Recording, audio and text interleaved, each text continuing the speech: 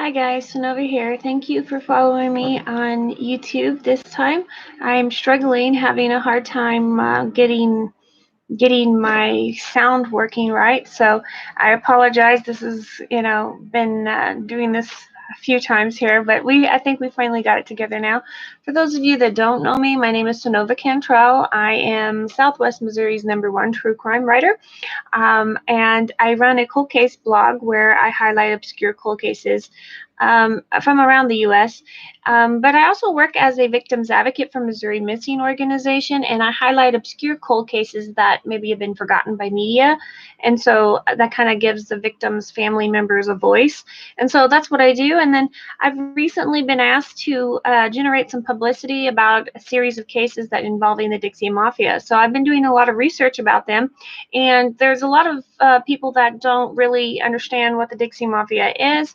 And so I started writing these articles on Mondays, and I call it Mobster Mondays. So you can go to synovaink.com, synovaink.com, and follow all my different posts and different things. But I wanted to do a video series to describe who is the Dixie Mafia, what is it, and how does it relate to the Italian Mafia? Does it, are they organized the same, all this sort of things. So if you see me looking down periodically, it is because I have my information on my phone, so that way I can keep my details straight. So, but anyways, I went ahead and started writing about the Dixie Mafia.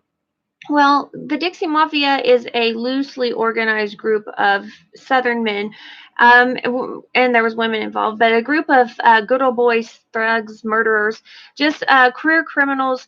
And the thing is they weren't linked together by race or by bloodlines. They were just criminals in the South that basically worked together when it benefited them. And when it came down to it. If they could take your woman, they would. If they could take your business, they would.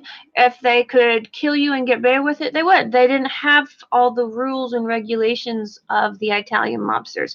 So, people say the Italians, they had this hierarchy, their soldiers and the capos and all that. Well, they didn't have this in the South. They basically worked together because it benefited them to do so.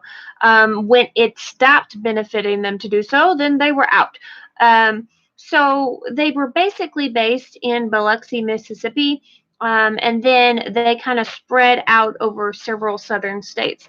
They were not called the Dixie Mafia until recently.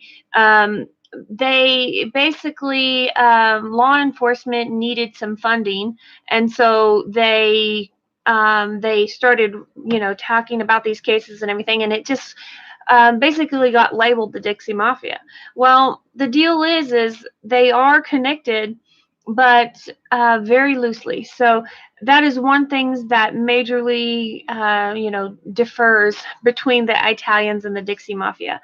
The next thing is, originally, it started around the state line mob. That was what they were called originally, the state line mob, because they were causing a whole big bunch of ruckus around the state line of Mississippi and Tennessee. Now, the people that survived the onslaught of law enforcement, the people that actually survived that would go on to create the Dixie Mafia as we know it now. And so, but still, up until actually, I think I'll have to look it up to get the exact date, but the first time there was an inkling of an organization of criminals in the South was during the Judge Sherry murders.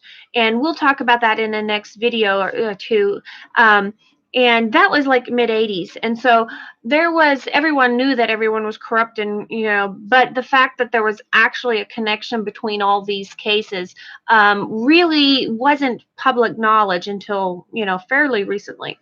So this is kind of the reason why I'm doing these videos, to kind of educate you on who is the Dixie Mafia and what are they. They have basically nothing in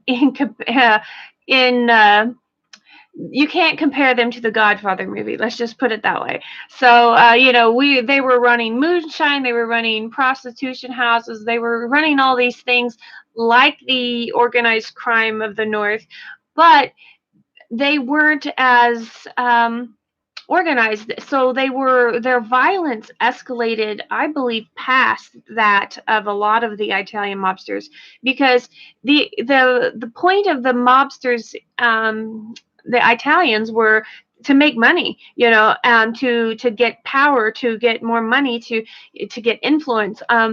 And so they had rules about killing people. You know, you weren't allowed to kill an innocent bystander. You know, you weren't supposed to do that because they knew it would bring too much heat on their organization. So I don't know if that was really a rule set down in some kind of moral code.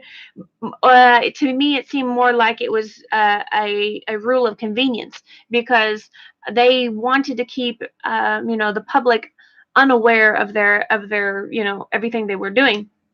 So that was one rule that the Dixie Mafia didn't have. I'll be doing a video about a series of cases, and one of them is blatantly the guy wanted his woman, and they figured out a way to kill the husband, and the woman got off claiming self-defense. So, I mean, that was one rule that did not apply in the South.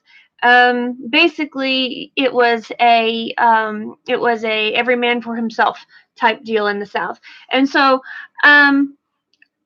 It started with moonshine and stuff like that, but it continues to drugs. It continues to all sorts of things. But it seems like there was one rule that that both mafias had, and that was don't snitch. Now, this is another one of those things where the southern states were more of they were more about what benefits me. But this is one rule that very, very few of them break. And I will tell you that because there is a gentleman that I wrote about last week that is in prison for life, and he absolutely won't talk. Now, he says, I if I know anything about what you're talking about, I'm not going to tell you. It's a code I live by. Now, so there are people out there in the South that have that code, but it seems like now things have kind of flip-flopped, and the Italians have kind of gone rogue in this area, and if it benefits them, they're going to snitch. So, it's one of those things that they have the same rule, but it depends on who you're talking to, type thing, and what they're going to get out of the deal. So this just kind of gives you a quick rundown of who the Dixie Mafia is, who they were, and kind of gives you a setup, an introduction. I will be making a lot more videos. If you like this kind of content, please like and subscribe to my channel. This is a brand new channel, so I don't have very many subscribers, but I will be building this up, and there'll be all sorts of content for you to enjoy. So I will see you guys next time, and enjoy your day.